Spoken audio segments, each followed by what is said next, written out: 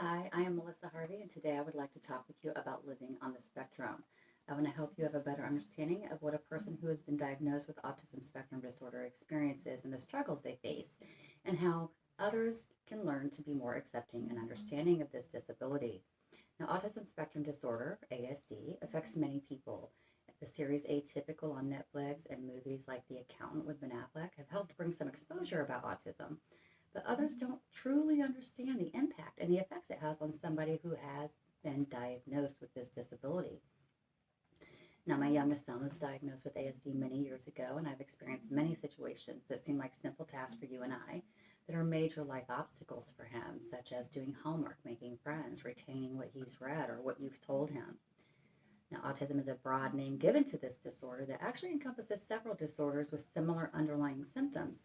That's why it's known as the spectrum.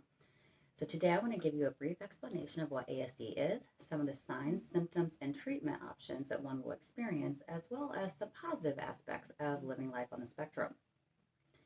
I will be speaking from my own experience and my own research in dealing with my son's disorder, as well as from resources such as Centers for Disease Control, National Institute of Mental Health, and a few books and websites I've gone to just for a little bit more up-to-date information.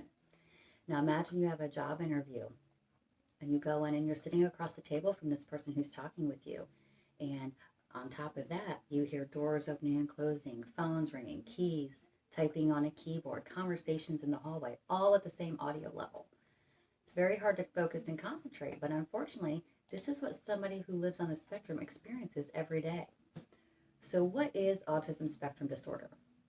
According to the National Institute of Mental Health, definition of ASD is a developmental disorder of variable severity that is characterized by difficulty in social interaction and communication and by restricted or repetitive patterns of thoughts and behavior. Now, ASD occurs in all racial, ethnic, and economic groups. One in every 54 8-year-old is identified as having ASD based on CDC of 2016. And boys are 4.3 times more likely to be diagnosed with ASD, coming in at 3%, than girls at 0.7%. Now, symptoms and characteristics of ASD can range from gifted to severely challenged. So, what are the areas of the spectrum? The spectrum is made up of autistic disorder, pervasive development disorder, not otherwise specified, PDD-NOS, which is what my son has, and Asperger's syndrome. There is no treatment or cure for ASD, and you can only work to help manage and control the symptoms. You do this through behavioral, speech, and social therapy. And this is where they focus on skills to interact with others, including improving their communication skills, which is verbal and nonverbal, for conversations and problem solving. You also do occupational therapy to learn skills to help them function independently, and some will never be independent. Medication to help manage their focus, anxiety, and depression. Those are huge for somebody who's living on the spectrum. It's a lonely world.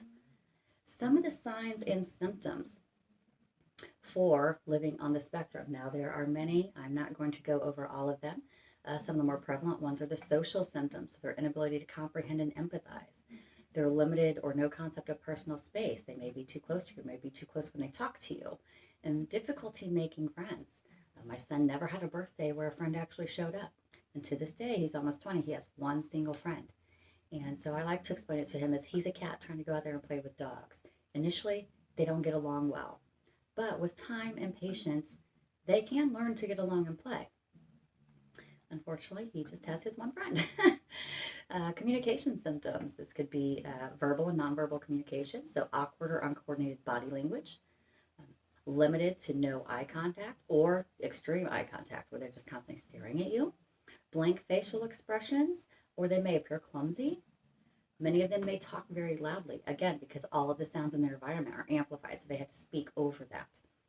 Behavioral symptoms would be repetitive behaviors. They like schedules, they like routines, they like to know what's coming next, because otherwise they have a lot of fear and anxiety. Or they may be okay sitting down bouncing a ball on a wall for 30 minutes and be perfectly content doing that. They may become overly focused on something that interests them or a particular object or subject. For my son, it was cats. It was books and videos and conversations, nothing but cats. Sensory stimulation. Now, Florica Stone in her book, Eighth Color of the Rainbow, Learn to Speak Autistic, I thought she broke this out very well. Food sensitivity could be the texture, the smell, the color, Obviously, that can limit the dietary intake, so that's something to keep in mind. Sound sensitivity is very common, so the sounds are amplified, harder to focus and concentrate. My movie theater has one Sunday a month where they have an autism day where they lower the lights. I'm sorry, they raise the lights and lower the audio, so there's not too much stimuli. And light sensitivity is common. Some don't like the dark at all, more than a normal child would at a certain age. And some feel like the light is just too bright. Their eyes are just too sensitive to the light. And sensitivity to touch, that could be physical, where they don't want touch, they don't want hugged. It could be as simple as the texture or material of their clothing. Um, Now, some of the positives of being on the spectrum, and Barbara Quinn in her book Autism, Asperger's, and Pervasive Development Disorder: An Altered Perspective, I thought she stated this very well. It's common for people on the spectrum to have some advanced cognitive skills. Early reading levels are higher than others. However, their comprehension level is lower.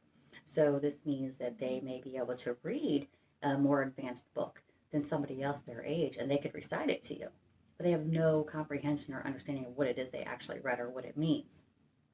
There are many famous people that are on the spectrum, and I could go on and on with this list, but I only brought up a few. Albert Einstein, we all know who he is, scientist and mathematician. Bill Gates, owner of Microsoft. Steve Jobs, former CEO of Apple, sorry. Jerry Seinfeld, the comedian, I hope you know who he is. And Satoshi Tajiri, creator of Nintendo's Pokemon. Now, in closing, I would like to quote Flora Stone, as she stated in her book, The Eighth Color of the Rainbow: Learn to Speak Autistic. And she stated, I have heard autism described as the invisible disability.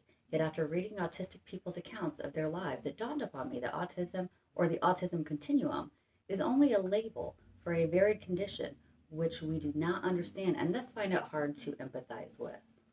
And I thought that was a great statement to sum up how society is with autism.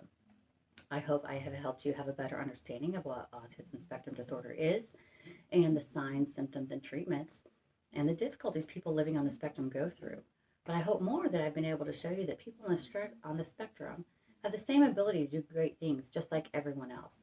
And people on the spectrum don't want your pity, they want your acceptance. And it would be great if we could all use the golden rule in life: treat others the way you would like to be treated. You'd be surprised how far that can go with somebody and what that can enable them to accomplish when they have a disorder that's not visible to everybody else. And this is my autism. And what we like to say is we don't view autism as a disability, just a different ability. Thank you.